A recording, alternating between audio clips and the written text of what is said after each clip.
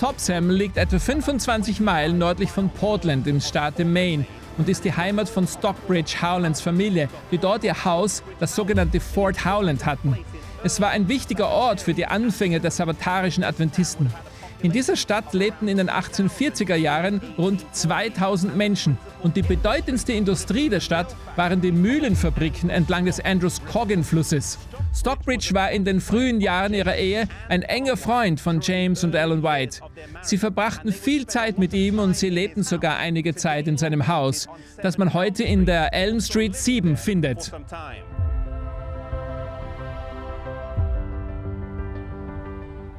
Joseph Bates hatte kürzlich ein Traktat veröffentlicht, das basierend auf Offenbarung 11,19 den Sabbat mit dem Heiligtum verband und einen wichtigen Fortschritt in der Lehre markierte. Kurz danach, im April 1847, hatte Ellen White in diesem Haus hinter mir ihre Sabbatvision. Sie sah die 10 Gebote Gottes in der Bundeslade mit einem besonderen Lichtschein, der sie umgab. Dies kennzeichnete den Sabbat als gegenwärtige Wahrheit, denn sie sahen Jesus vor der Bundeslade im Allerheiligsten.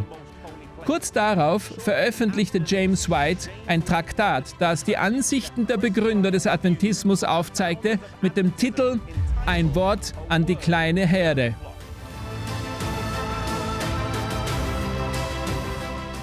Im Oktober 1847 luden die Howlands die Familie White ein, bei ihnen einzuziehen, und sie zogen in den oberen Stock des Hauses.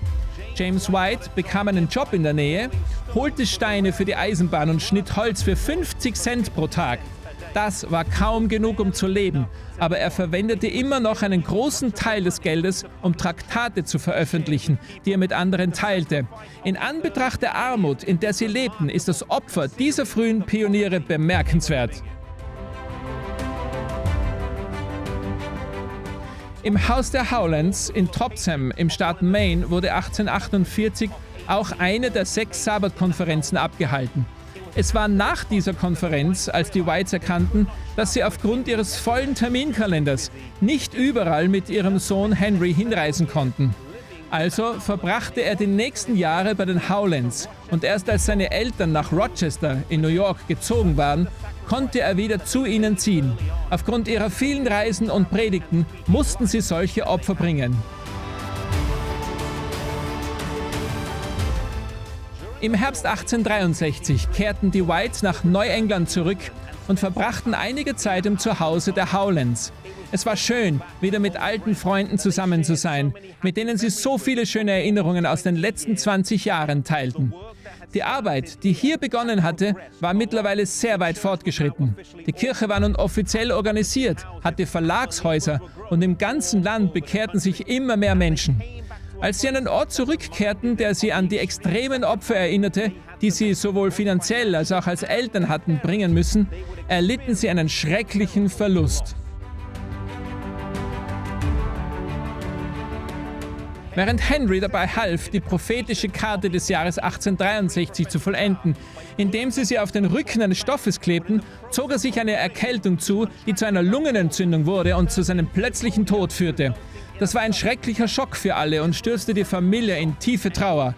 Seine Beerdigung fand gleich am Ende der Straße in der Baptistenkirche statt, aber seine letzte Ruhestätte ist in Battle Creek in Michigan. Er sagte, er wollte in der Nähe seines Bruders John Herbert begraben werden, für den Fall, dass seine Eltern unterwegs waren. Dann könnte er am Morgen der Auferstehung in seiner Nähe sein. Kurz nach dem Tod von Henry veröffentlichte Ellen White ihr Buch Ruf an die Jugend, das einige ihrer Briefe an ihre Kinder enthält.